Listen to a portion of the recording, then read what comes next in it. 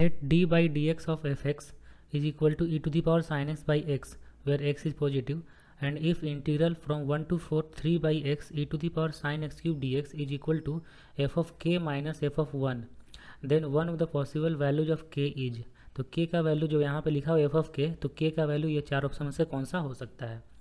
देखो यहाँ पे d by d x of f of x equal to लिखा हुआ है e टू दी पावर में साइन x बाई एक्स, ये लिखा हुआ है।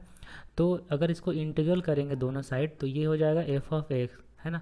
इंटीग्रेशन करेंगे तो f of x equal to होगा integration of e to the power में साइन x बाई एक्स, ये होता है। तो अब ये जो इंटीग्रल है इसको सॉल्व करते हैं। इसको सॉल्व करने के लिए देखो 1 से 4 तक है, 3 बाई एक्स है और e टू दी पावर में sine x cube into d x है। दिस इक्वल टू अच्छा अभी इसको नहीं लिखते हैं, एफ ऑफ के माइनस एफ ऑफ 1 हम लोग को आना चाहिए, है ना। तो इस इंटीग्रल को अगर हम लोग थोड़ा सा और सॉल्व करते हैं, जैसे 1 से 4 है, यहाँ पे एक्स क्यूब है ना, तो डिवाइड में जो एक्स है उसको एक्स क्यूब करते हैं। एक्स क्यूब करेंगे तो एक्स स्क्वायर से इंटू डिवाइड करना पड़ेगा, तो ऊपर में हो जाएगा 3x स्क्वायर और ये होगा e टू दी पावर में sine x cube into d x, इतना होगा। अब इसको सॉल्व करने के लिए, सिंप्लीफाई करने के लिए एक्स क्यूब को t मानना पड़ेगा, इसलिए हम लोग यहाँ पे एक्स क्यूब को t मानेंगे। Let x cube equal to t, तो 3x square d x equal to d t होगा, ठीक है। और यहाँ पे 3x स्क्वायर है और ये डी एक्स है, तो इसको लिख देंगे। अब लिमिट चेंज करते हैं ना, जब x के प्लेस पे 1 रखेंगे x का वैल्यू, तो t का वैल्यू 1 आएगा। जब x का वैल्यू 4 रखेंगे तो t का वैल्यू 64 आ जाएगा, है ना।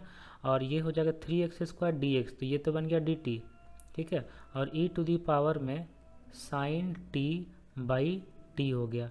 अब देखो ये जो t में वेरिएबल है इसको हम लोग इंटीग्रेशन का, डेफिनेट इंटीग्रेशन का जो प्रॉपर्टी होता है उस प्रॉपर्टी से डमी वेरिएबल चेंज कर सकते हैं, इसलिए ये हो जाएगा e टू दी पावर में sine x by x into d x, ऐसा होगा। अब देखो e टू दी पावर में साइन x बाई एक्स का इंटीग्रेशन कितना होता है, f ऑफ x होता है, जो यहाँ पे दिया हुआ था, इसीलिए इसको हम लोग अब लिखेंगे, इसको हम लोग लिखेंगे f ऑफ x, और फिर जो x का वैल्यू 1 से लेकर 64 तक होगा, और इसको लिखेंगे अगर तो ये हो जाएगा f of 64 minus f of 1, ये होगा।